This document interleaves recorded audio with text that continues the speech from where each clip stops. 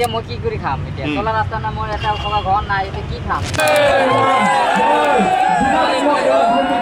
আহো আহো আহো আহো। এজনে এজনে মিলে আছিলে, অযোগ্য সংসদ আছিলে, আমাক ব্যৱহাৰ কৰিছে, মুছলমানক ব্যৱহাৰ কৰিছে, তাৰ বাহিৰে একো নহয়। আৰু তাৰ ল'ৰা কি কৰিব? তাৰ ল'ৰা কি কথাই ক'ব নোৱাৰে। মানুহৰ লগত কেনেকৈ কথা পাতিব লাগিব, মৰম চেনেহ কেনেকৈ কৰিব লাগিব, সেই কথাটো নাজানে। তেওঁলোকে মানুহে জানে, তাৰ এটা সন্মান দিছিলে। গতিকে তেওঁলোকে যদি জিকে, কাৰ তাত যাব? আমাৰ মামাৰ তাত আহিব লাগিব। গতিকে আমাৰ যিমানজন ধৰ্ম যদি জিকি আহে, আমাৰ ডাবল উন্নয়ন আপোনালোকে দেখাই গৈছে, কিমান উন্নয়ন কৰি আছে। আমাৰ মাজত বিভাজন হৈছে নেকি? হিন্দু ভাষাৰ বিভাজন হৈছে নেকি? কোনোটা হৈছে নেকি?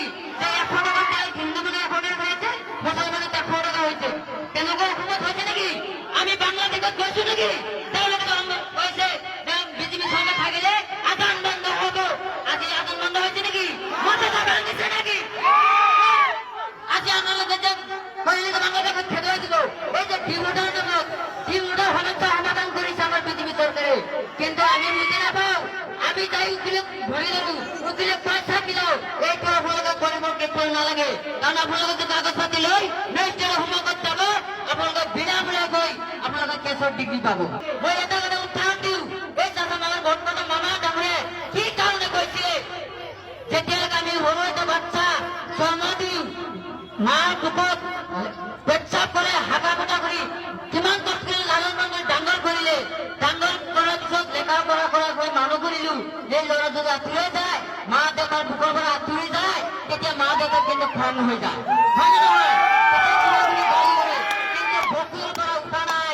তেনেকুৱা হৈছে আমাৰ মাননীয় মুখ্যমন্ত্ৰী মহোদয়, যে আমি বিজেপি চৰকাৰে মুছলমানক আমি ইমানকে সহায় কৰিলো, যেনেকৈ আমি এনাৰ্জি কাম কৰিলো, মাটিৰ বস্তা দিলো, অৰুণাই দিয়ে দিলো, তাৰপিছত চেলুন কৰিব দিলো, লাখ কোটি বাইদেউ বনাবৰ কাৰণে আমাৰ চেষ্টা কৰি আছে। ইমানখিনি বিজুলী দিয়াৰ কাৰণে বিনামূলীয়া কিতাপ দিছে, ইউনিফৰ্ম দিছে, স্কলাৰশ্বিপ দিছে, ইমানখিনি বিজুলী দিয়াৰ পিছত গতিকে আমাক ভোট নিদিয়ে। মাত্ৰ 2% অসমত ভোট দিছে। সেই ক্ষেত্ৰত আমাক মামাই কৈছিলে যে আমাৰ ভোট দিয়াতকৈ না দিয়াই ভাল, সেইকাৰণে কৈছিলে তাৰপিছত আমাৰ ভোট নালাগে। এনে কোৱা নাই, আবেগিক হৈ কৈছিলে। আৰু এটা মই লাষ্টত কওঁ, অভিযোগ কৰে আমাৰ ধুবুৰীতে নিৰ্দেশ হৈ আছে, ধুবুৰীতে আবেগিক হৈ মোক পৰাজয় কৰিছিলে।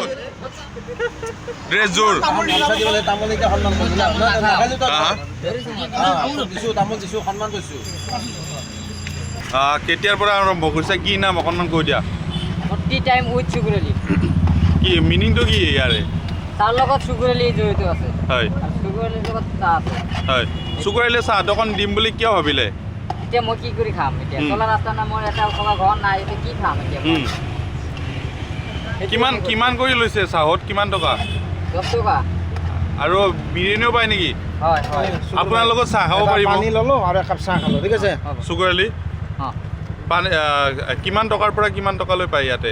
বিৰিয়ানী হওক চাহ হওক সেই টকা? বিৰিয়ানী 40 টকা আৰু চাহ 10 টকা। কি ক'ব ৰাইজক? কি ক'ব অকণমান? ৰাইজে বহুত ধন্যবাদ জনাইছোঁ। ৰাইজে বহুত মানুহ আহি আছে, ছাপোৰ্ট কৰিছে, বহুত দূৰ দূৰৰ পৰা আহিছে। যেতিয়া শুনা পাইছে তেতিয়াৰ পৰা তুলিব লাগি আছে। হয়, ধন্যবাদ জনাইছোঁ মই, তেওঁলোকে বহুত কষ্ট কৰি আহিলে মোক।